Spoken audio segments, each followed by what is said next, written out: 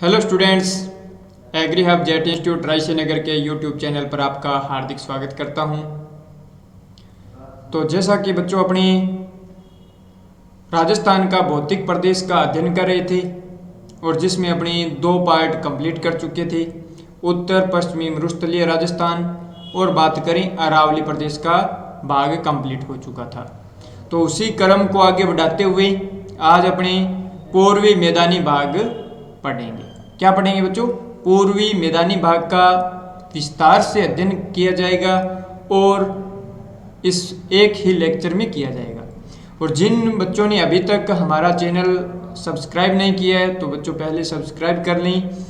आपको अच्छा लगता है तो लाइक करें, शेयर करें ताकि आपके अन्य फ्रेंड्स भी पढ़ें। ठीक है, और उम्मीद कर रहा हूँ कि आप अच्छी तरीके से तैयारी कर रहे हैं, घर पर हैं, स्वस्थ बैठे हैं। ओके, सभी बच्चों को गुड इवनिंग है और आज का अपना ये लेक्चर स्टार्ट कर रहे हैं। ओके चलो, तो यहाँ पर बच्चों अपने पास पूर्वी मैदानी भाग क्या है? पूर्वी मैदानी भाग है जिसका आज अपने अध्ययन करेंगे।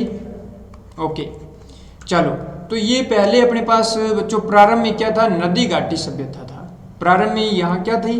नदी घाटी सभ्यता थी। तो चलो यहाँ देखो, प्रारंभ में यहाँ घाटियाँ स्थित थी। ओके, तो ये भाग ज़्यादातर नदियों का माना जाता है, तो यहाँ घाटी स्थित थी, घाटियों से नदियों का उद्गम हुआ होगा। ओके चलो, अब देखो इस भाग की निर्माण प्रक्रिया, इस भाग की निर्माण प्रक्रिया क्या है? तो यानी कि यहाँ घाटियाँ स्थित थी, तो निर्माण प्रक्रिया किससे हुई थी? तो नदियों के निक्षेप से हुई थी। किससे हुई थी? नदियों, आपको ध्यान रखना होगा, नदियों के निक्षेप से हुई थी। निक्षेप यानी कि जमाव से, निक्षेप से हुई है। साथ में आप नोट्स मेंटेन करें, आपको बहुत ही शानदार तरीके से करवाया जाएगा, बहुत कम टाइम में करवाया जाएगा और यहाँ से जितने भी क्वेश्चन आते हैं एग्जाम में आपके सभी क्लियर हो जाएंगे। चलो देखो यहाँ महाकल्प, तो महाकल्प में अपने पास बच्चों सबसे पहले किसका स्टार्टिंग हुआ था? तो सबसे पहले अपने पास देखो अरावली की उत्पत्ति हुई थी। किसकी हुई थी? अरावली की। उसके बाद में यदि बात करें तो बच्चों दक्षिणी पूर्वी मैदानी भाग का हुआ, फिर बात करें तो पूर्वी मैदानी भाग का हो गया, और फिर बात करें तो पश्चिमी मरुस्थलीय प्रदेश था, पश्चिमी मरुस्थलीय प्रदेश था।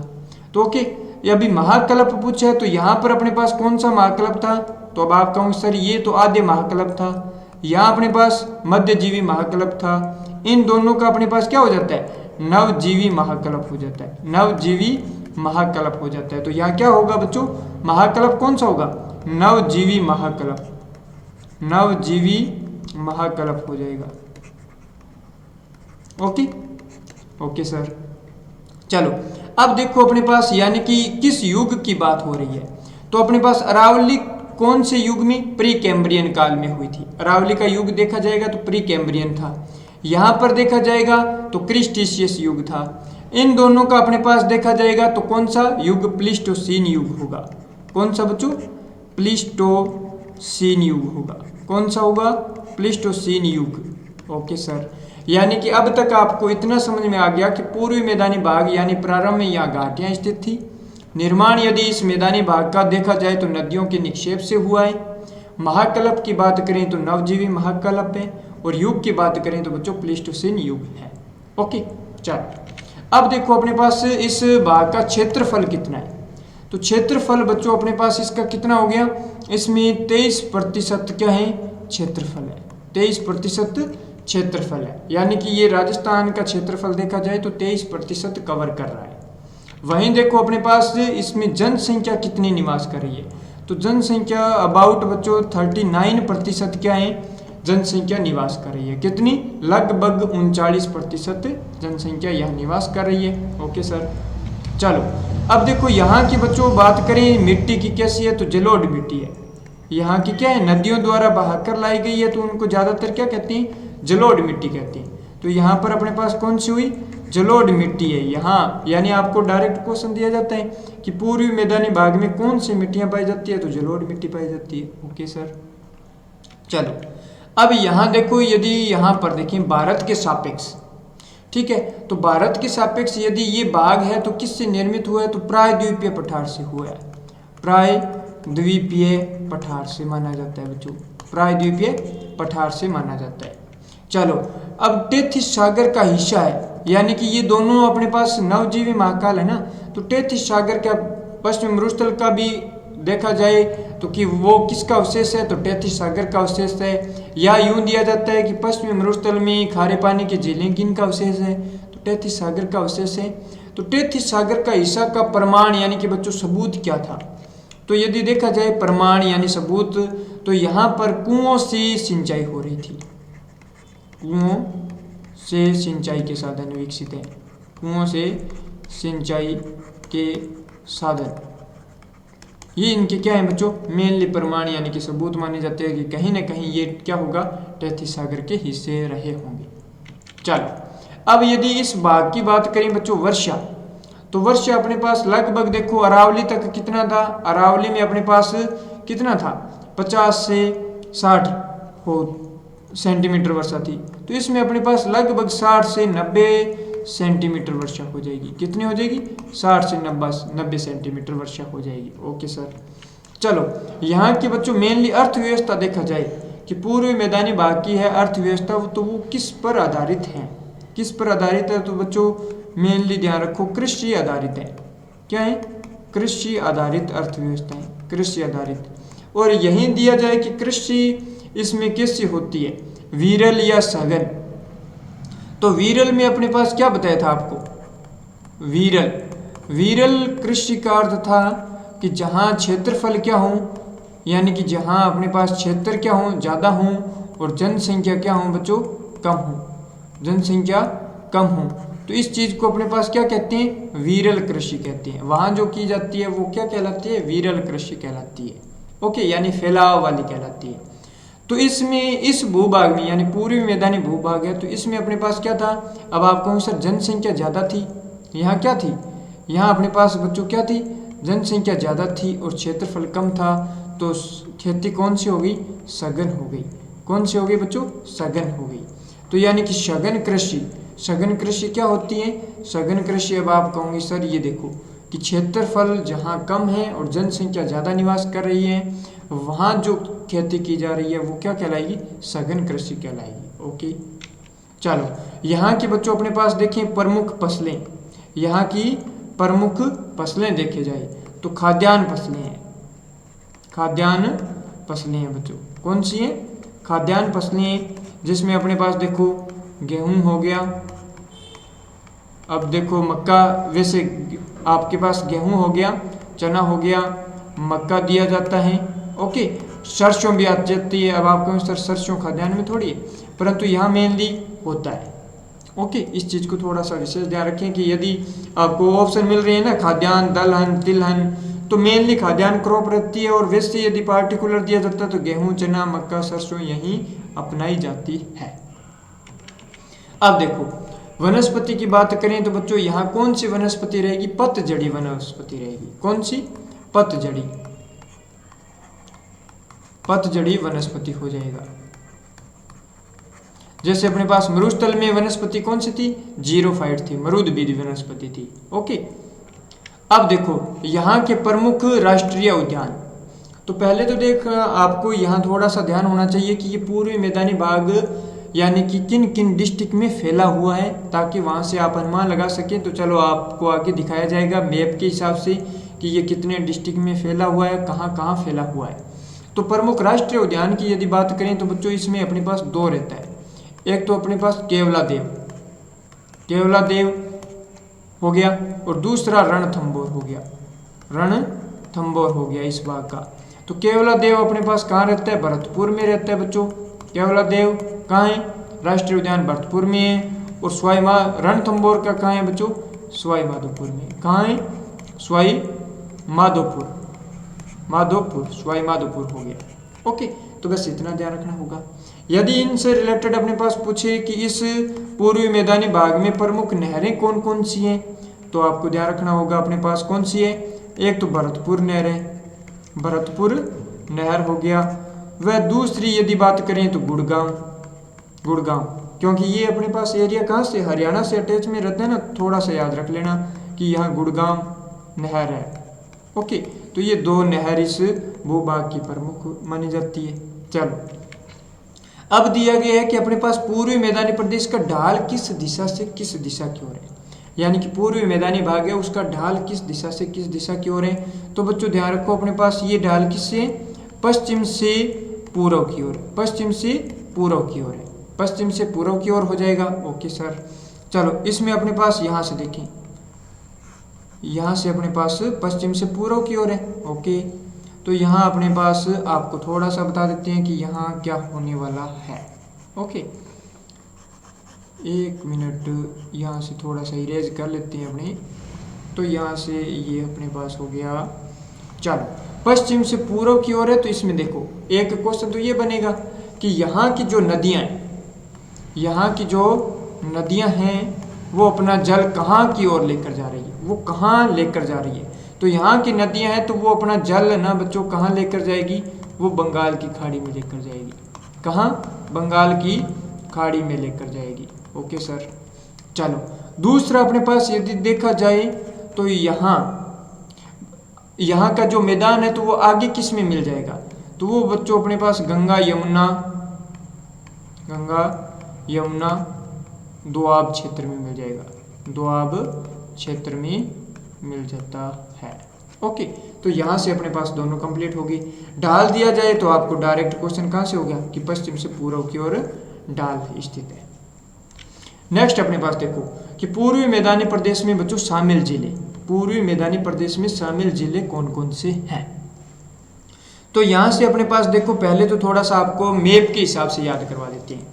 यहाँ से अपने पास जैसे ऐसे चलो कि जयपुर, फिर अलवर, जयपुर, अलवर, भरतपुर, धौलपुर, करौली, सवाई माधोपुर, 1 2 3 4 5 6 इस प्रकार याद हो गया। हाँ सर हो गया 6। फिर बच्चों ये 7 दौसा भी हो गया, 8 टोंक भी हो गया, फिर अपने पास अजमेर भी हो गया 9, और अपने पास सॉरी अजमेर नहीं, हाँ और अजमेर हो गया। फिर अपने पास बात करें तो भीलवाड़ा या बांसवाड़ा में आ जाता है। चलो जयपुर हो गया, फिर बात करें अलवर हो गया, भरतपुर हो गया, धौलपुर हो गया, करौली हो गया। तो जयपुर, अलवर, भरतपुर, धौलपुर, करौली हो गया। ओके सर, जयपुर, अलवर, भरतपुर, धौलपुर, करौली हो गया। फिर देखो अपने पास बच्चों सवाई माधोपुर हो गया, सवाई माधोपुर से दौसा हो गया। फिर अपने पास बात करें टोंक हो गया, टोंक से अपने पास बांसवाड़ा, अजमेर नहीं है, क्या हो गया बच्चों बांसवाड़ा हो गया, और बांसवाड़ा से ये अजमेर दे दिया। चलो तो यहाँ पर अपने पास कितने हो गए 10 डिस्ट्रिक्ट हो गए। तो आपको पहला क्वेश्चन तो इस प्रकार मिल सकता है कि पूर्वी मैदानी प्रदेश में कुल जिले कितने हैं, तो 10 जिले शामिल किए गए हैं। पूर्वी मैदानी प्रदेश में कितने जिले, 10 जिले शामिल किए गए हैं। दूसरा ध्यान रखना बांसवाड़ा बच्चों इसी में भी शामिल है, और आपका दिया जाए क्वेश्चन दक्षिणी पूर्वी पठारी प्रदेश में भी शामिल हैं, दक्षिणी पूर्वी पठारी प्रदेश में भी ये शामिल होता है। चलो यहाँ से समझ में आ गया पूर्वी मैदानी प्रदेश में शामिल जिले कौन कौन से हैं बच्चों, जयपुर, अलवर, भरतपुर, धौलपुर, करौली, सवाई माधोपुर, दौसा, टोंक, अजमेर और भीलवाड़ा। हो गया कंप्लीट। Okay sir. अब देखो पूर्वी मैदानी भाग का उप विभाजन किया गया है कि इसमें नदियों के हिसाब से हैं। तो इसमें देखो मेनली इस प्रदेश की क्या रहती है, अब आपको सर मेनली इस प्रदेश की कितनी नदियाँ रहती है बच्चों, 4 नदियाँ रहती है। बाणगंगा नदी तो बाणगंगा बेसिन हो जाएगा, चंबल नदी तो चंबल बेसिन हो जाएगा, बनास बेसिन हो जाएगा, माही बेसिन हो जाएगा। तो पूर्वी मैदानी भाग का उप विभाजन बच्चों कितने भागों में किया गया है, तो 1 नंबर तो क्वेश्चन हो गया आपका 4। कौन कौन से भाग हैं, तो बनास बेसिन, हाँ सर बनास बेसिन हो गया। दूसरा चंबल बेसिन हो गया। तीसरा बच्चों माही बेसिन, माही हो गया।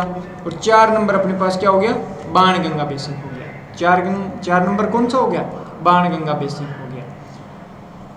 लग रहा है ना काफ़ी अच्छा।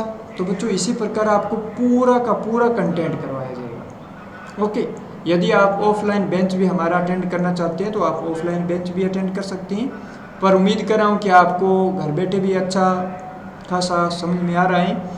बस साथ में आप क्या करें, मेहनत करें, यानी कि नोट्स बनाते रहें, खुद के नोट्स क्रिएट करें, कोई दिक्कत नहीं आएगी।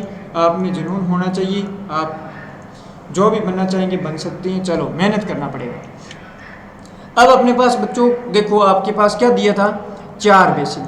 हो सकता है किसी बच्चे को नाम ना याद हो, तो अपने पास पहले यहाँ लिख लेते हैं कि अपने पास कौन सा था। अपने पास क्या था बच्चों, बनास बेसिन, बनास बेसिन, थोड़ा सा ध्यान रखना होगा। दूसरा अपने पास था चंबल बेसिन, चंबल बेसिन।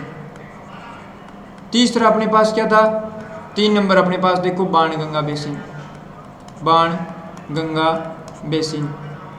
और बात करें बच्चों 4 नंबर की, तो 4 नंबर में अपने पास माही बेसिन हो गया। क्या हो गया, माही बेसिन हो गया। ओके,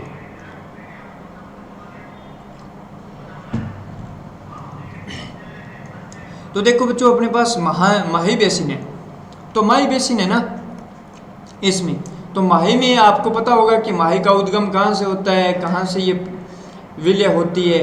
ओके, तो माही का अपने पास मध्य प्रदेश से उद्गम होता है, बांसवाड़ा में इंटर करती है, बांसवाड़ा फिर प्रतापगढ़ और डूंगरपुर से। तो अपने पास माही बेसिन में क्या हो गया, तो इसमें अपने पास एक आपने लिख लिया कि माही बेसिन में कहीं ना कहीं बांसवाड़ा, प्रतापगढ़ और डूंगरपुर आएगा। ये डिस्ट्रिक्ट शामिल होंगे किसमें बच्चों, माही बेसिन में। बस इतना ध्यान रखना, मैप आपके पास याद है तो कोई दिक्कत नहीं आएगी। चलो फिर देखो अपने पास एक क्वेश्चन बनता है यहाँ से कि अब आप में सर बताओ कि बनास, तो बनास का तो अब की बार भी शायद इसी अब पीटीआई का एग्जाम हुआ है अभी हाल ही में, तो उसमें भी क्वेश्चन था कि बनास नदी का उद्गम कहाँ से हुआ था, खमनौर की पहाड़ी राजसमंद से हुआ था। तो बच्चों बनास, बनास कहाँ से चलती है, यहाँ से लोकेशन देखो, बनास अपने पास राजसमंद, चित्तौड़गढ़, भीलवाड़ा, भीलवाड़ा से अजमेर, अजमेर से टोंक और सवाई माधोपुर में चंबल में विलय हो जाती है। कितने डिस्ट्रिक्ट में हो गई सर, ये 6 डिस्ट्रिक्ट में विलय हो गई। कितने में, 1 2 3 4, 1 2 3 4 5 और 6, सवाई माधोपुर में ये विलय हो जाती है। ओके, जहाँ त्रिवेणी संगम में अपने पास रामेश्वरम धाम, जहाँ बन्नल, बनास, चंबल सी हो जाता है ना। ओके, वो अपने अपवाद तंत्र में पढ़ेंगे अभी तक आपको। तो यहाँ पर बच्चों अब आपके पास क्या हो गया, बनास बेसिन। बनास बेसिन में आपको ध्यान रखना होगा कि भीलवाड़ा की बात करेंगे, अजमेर की बात करेंगे, टोंक की बात करेंगे और सवाई माधोपुर की बात करेंगे, इनकी बात करेंगे। ओके ठीक है सर। दूसरा देखो अपने पास बच्चों चंबल, फिर अपने पास क्या आ जाता है, चंबल आ जाता है, चंबल बेसिन। तो चंबल कहाँ से, चंबल सर अपने पास, चंबल भी अपने पास मध्य प्रदेश से होती है ना, तो ये चित्तौड़गढ़ से प्रवेश करती है, चित्तौड़गढ़, फिर कोटा, बूंदी, 3 हो गए, सवाई माधोपुर, करौली और धौलपुर तक चलती है और आगे यमुना में चल जाती है। तो ये अपने पास क्या था, यमुना था, यमुना था। तो ये क्या थी, ये चंबल थी। तो चंबल बेसिन में बच्चों अब आपको बात करेंगे तो वो इन्हीं 3 डिस्ट्रिक्ट पर बात करेंगे एक बार, धौलपुर, करौली और सवाई माधोपुर की बात करेंगे, धौलपुर, सवाई माधोपुर और करौली की बात करेंगे। तो ये आपके पास लोकेशन आ गया चंबल बेसिन का, चंबल बेसिन का। ओके सर, ठीक है। यहाँ से फिर आपके पास, यहाँ से अपने पास क्या आ गया था, अब आप कहूँ सर यहाँ से अपने पास था, इन्हीं से अपने पास रिलेटेड था यहाँ तक। ये अपने पास कौन सी थी, ये अपने पास बनास बेसिन का था, बनास का था। ओके, अब अपने पास देखो बाणगंगा का, तो बाणगंगा में अपने पास जयपुर, अलवर, दौसा, भरतपुर, जयपुर, अलवर, दौसा, भरतपुर, जयपुर, अलवर, भरतपुर, दौसा, ये अपने पास क्या बाणगंगा बेसिन हो गया। तो लोकेशन समझ में आ गया ना। यदि आपको ये लोकेशन आ गया तो बस अपने पास अब 1 बाय 1 इनका क्या कर लेते हैं, अध्ययन कर लेते हैं। ओके सर, देखो बनास बेसिन, बनास बेसिन है। चलो बच्चों, तो बनास, अब आप कहूँ सर बनास खमनौर की पहाड़ी राजसमंद, चलो राजसमंद को छोड़ो, अब आपको क्या, भीलवाड़ा, अजमेर, टोंक, सवाई माधोपुर, भीलवाड़ा, अजमेर, टोंक, सवाई माधोपुर, भीलवाड़ा, अजमेर, टोंक, सवाई माधोपुर, इनको ध्यान रखना होगा। तो विस्तार लिखते हैं, हाँ सर विस्तार लिखते हैं। कहाँ है बच्चों इसका विस्तार, देखो भीलवाड़ा, भीलवाड़ा हो गया, भीलवाड़ा के बाद में अपने पास मैं लिख देता हूँ अजमेर, अजमेर हो गया, अजमेर से फिर लिख देते हैं टोंक, और टोंक से लिख देते हैं बच्चों सवाई माधोपुर, सवाई माधोपुर। हो जाएगा क्या, हाँ सर हो जाएगा। चलो बात करें, तो यहाँ निर्मित बच्चों स्थला आकृति है, यहाँ निर्मित क्या है, स्थला आकृति है, जिसमें वेरी इंपॉर्टेंट आपके पास क्वेश्चन दिया जाता है कि पीडमांट क्या है, पीडमांट क्या है। तो ये बच्चों राजसमंद में, यानी कि राजसमंद में है ना, राजसमंद में, राजसमंद में अपर्दित निर्जन भूभाग क्या कहलाता है बच्चों, पीडमांट है। पीडमांट का संबंध बच्चों किस बेसिन से है? तो बनास बेसिन से। पीडमांट का संबंध दिया जाए तो बनास बेसिन से हो गया। कहाँ स्थित है? तो राजसमंद में हो गया। होता क्या है ये बता दिया। चल, बनास का यदि प्रॉपर आपका विस्तार दिया जाए तो राजसमंद, भीलवाड़ा, अजमेर, टोंक, सवाई माधोपुर हो गया। चित्तौड़गढ़ भी थोड़ा सा शामिल होता है। Okay sir. चल, खेराड़ का मैदान। खेराड़ का मैदान बच्चों, तो खेराड़ का बच्चों कहाँ से कहाँ है? तो भीलवाड़ा से अजमेर का जो है भाग वो क्या कहलाता है बच्चों? खेराड़ होगा। क्या होगा बच्चों? यहाँ देखो, भीलवाड़ा से अजमेर यानी जहाजपुर भीलवाड़ा से लेकर अजमेर का क्षेत्र क्या कहलाएगा? खेराड़ कहलाएगा। तो लिख लेते हैं जहाजपुर भीलवाड़ा से, जहाजपुर भीलवाड़ा से लेकर अपने पास कहाँ तक का? अजमेर तक का क्षेत्र क्या कहला दिया बच्चों? खेराड़ का मैदान कहला दिया। यहाँ बच्चों क्या? नवीन भूरी मिट्टी पाई जाती है। यहाँ नवीन भूरी मिट्टी पाई जाती है। फिर देखो मालपुर करौली का मैदान, तो यहाँ देखो अपने पास आपको लोकेशन याद होना चाहिए। मालपुरा कहाँ है बच्चों? टोंक। मालपुरा कहाँ है? टोंक है। और टोंक से करौली तक का, तो करौली तक के मैदान। तो यहाँ पर अपने पास क्या हो गया? मालपुर टोंक से लेकर, मालपुरा टोंक से लेकर बच्चों करौली तक के क्षेत्र, करौली तक का विस्तार हो गया। वो बच्चों अपने पास क्या हो गया? मालपुरा करौली का मैदान हो गया। समझ में आ गया? यहाँ बच्चों भूरी मिट्टी पाई जाती है। चलो, चंबल बेसिन। चंबल बेसिन में अब आपका सर ये आपने तो बताया था चित्तौड़गढ़ से ये इंटर करती है। ओके, फिर ये अपने पास चित्तौड़गढ़ से फिर बूंदी और यहाँ धौलपुर, करौली, सवाई माधोपुर। तो यहाँ बच्चों मेनली विस्तार किसका विस्तार देखा जाएगा? तो अपने पास किसका देखा जाएगा? यहाँ से बच्चों देखो सवाई माधोपुर, करौली, धौलपुर। क्या लिख रहा हूँ बच्चों? सवाई माधोपुर, फिर अपने पास करौली और धौलपुर हो जाएगा। ओके, चलो। तो यहाँ नदी द्वारा अवनालिका अपर्दन किया जाता है। यहाँ बच्चों किसके द्वारा? नदी द्वारा अवनालिका अपर्दन किया जाता है। यानी कि सबसे ज़्यादा अवनालिका अपर्दन वाली दिया जाए या आपको गली इरोजन, इसको इंग्लिश में क्या कहते हैं? गली इरोजन होता है ना, तो वो सबसे ज़्यादा चंबल बेसिन के द्वारा होता है, चंबल नदी द्वारा होता है। तो जिसके फलस्वरूप बच्चों उबड़ खाबड़ भूभाग का निर्माण हो जाता है। उबड़ खाबड़ भूभाग का निर्माण हो जाता है, जिसे क्या कहते हैं? बीहड़ या डांग कहते हैं। जिसे क्या कहते हैं बच्चों? बीहड़ या इसको क्या कहते हैं? डांग कहते हैं, डांग। ओके, चलो समझ में आ गया? उबड़ खाबड़ भूभाग क्या कहलाता है? बीहड़ या डांग कहलाता है। जो अपने पास बीहड़ होती हैं वो लगभग 5 से 30 मीटर की गहराई के होती हैं। 5 से 30 मीटर की गहराई के होते हैं। ज़्यादातर चंबल बेसिन में ही देखने को मिलते हैं। ओके, चलो अब देखो सर्वाधिक बीहड़ प्रतिशत भूमि। तो ये अपने पास इंपॉर्टेंट यहीं से क्वेश्चन क्रिएट होते हैं, एग्जाम में दिए जाते हैं। तो आपको ध्यान रखना होगा सर्वाधिक बीहड़ प्रतिशत भूमि बच्चों कहाँ है? धौलपुर में। कहाँ है बच्चों? धौलपुर में।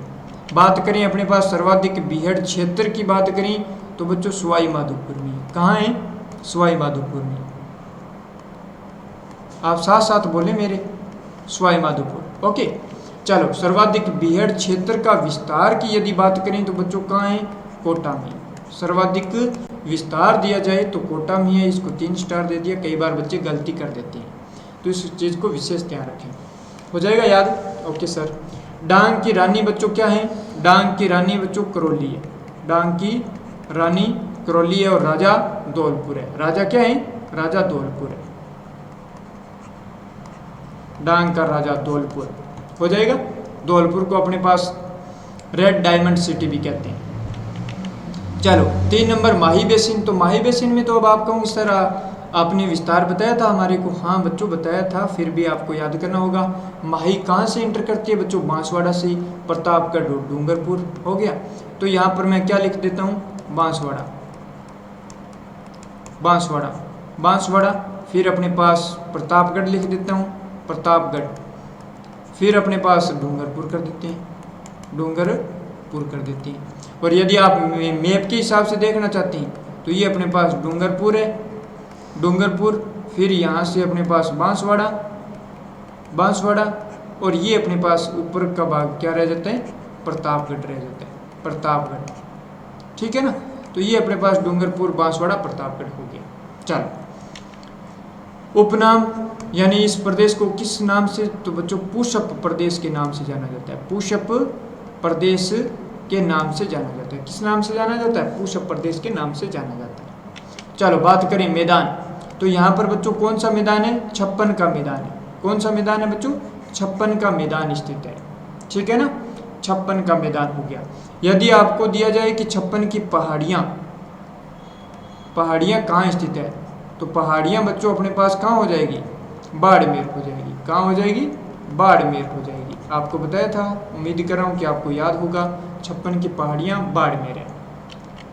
चलो, इसका सर्वाधिक विस्तार बच्चों कहाँ है, तो 56 का मैदान अपने पास बच्चों कहाँ है, बांसवाड़ा और प्रतापगढ़ के बीच में। बांसवाड़ा और प्रतापगढ़ के मध्य का भाग क्या हो जाता है, 56 का मैदान, यानी 56 ग्राम समूहों का है। छोटे छोटे 56 क्या थे, ग्राम थे, उनके सम्मिलित रूप को 56 का मैदान कहते हैं। तो यहाँ पर सर्वाधिक विस्तार की बात करें तो ये बच्चों कहाँ है, प्रतापगढ़ में। सर्वाधिक विस्तार कहाँ है, प्रतापगढ़ में है। फैला हुआ किन के बीच में, प्रतापगढ़ और बांसवाड़ा के बीच का है। चलो, अब अपने पास देखो कांठल, ठीक है ना, कांठल में तो अब थोड़ा सा याद करवाने की कोशिश करें। यहाँ देखो अपने पास भाग क्या है, डूंगरपुर, डूंगरपुर, बांसवाड़ा, डूंगरपुर, बांसवाड़ा और प्रतापगढ़, प्रतापगढ़ हो गया।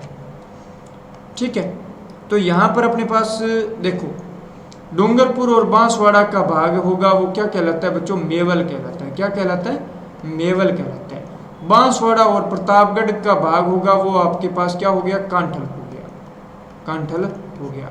तो यहाँ क्या पूछा है, कांठल पूछा है। सर ये तो हमारे दिमाग में याद हो जाएगा, हाँ बच्चों याद हो जाएगा। तो यहाँ इसी प्रकार याद करवाने के लिए कोशिश करें, बांसवाड़ा, बांसवाड़ा व प्रतापगढ़, प्रतापगढ़ के मध्य माही नदी के किनारों का भाग या माही का क्षेत्र क्या कहलाएगा बच्चों, कांठल कहलाएगा। क्या कहलाएगा, कांठल कहलाएगा।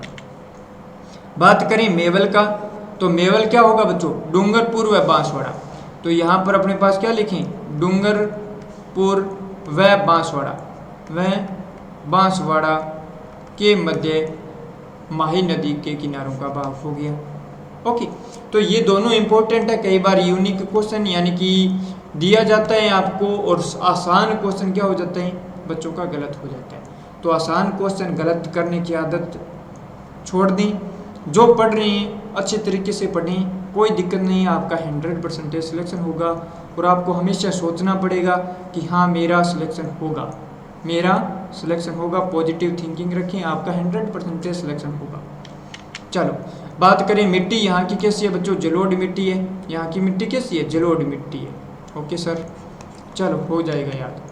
अब देखो अपने पास बाणगंगा बेसिन, तो बाणगंगा बेसिन में अपने पास विस्तार, तो बाणगंगा बेसिन में अपने पास बच्चों कौन सा विस्तार था, विस्तार था अपने पास भरतपुर, जयपुर, अलवर और दौसा, यही था। हाँ सर यही था। देखो यहाँ नदी द्वारा निर्मित मैदानी भाग को क्या कहते हैं, रोही का मैदान कहते हैं। यहाँ क्या कहते हैं बच्चों, रोही का मैदान कहते हैं। ठीक है ना, जो नदी द्वारा निर्मित मैदानी भाग है उसको रोही का मैदान कहते हैं। ये क्या कहलाता है बच्चों, दोआब क्षेत्र या प्रदेश कहलाता है। तो बाणगंगा बेसिन हो गया। ओके चलो, तो उम्मीद कर रहा हूँ कि ये आज का लेक्चर आपको काफ़ी अच्छा लगा होगा और पूरा देखने के लिए आपका बहुत बहुत धन्यवाद। और अधिक जानकारी के लिए बच्चों यहाँ पर संस्थान के नंबर दिए गए हैं, आप कॉल कर सकते हैं। और हमारे यहाँ कोर्स यानी कि एग्रीकल्चर सुपरवाइजर का बेंच चल रहा है, स्पेशल राजस्थान जीके का बेंच चल रहा है बच्चों, तो आप अटेंड कर सकते हैं ऑफलाइन। जो एग्रीकल्चर से रिलेटेड बच्चे हैं तो उनके लिए जेट ICAR BHU का बेंच चल रहा है बच्चों। तो आप एक बार यदि गुणवत्ता के साथ समझौता नहीं चाहते हैं तो एक बार एग्री हब का जरूर विजिट करें, रायसी नगर का। थैंक यू बच्चों।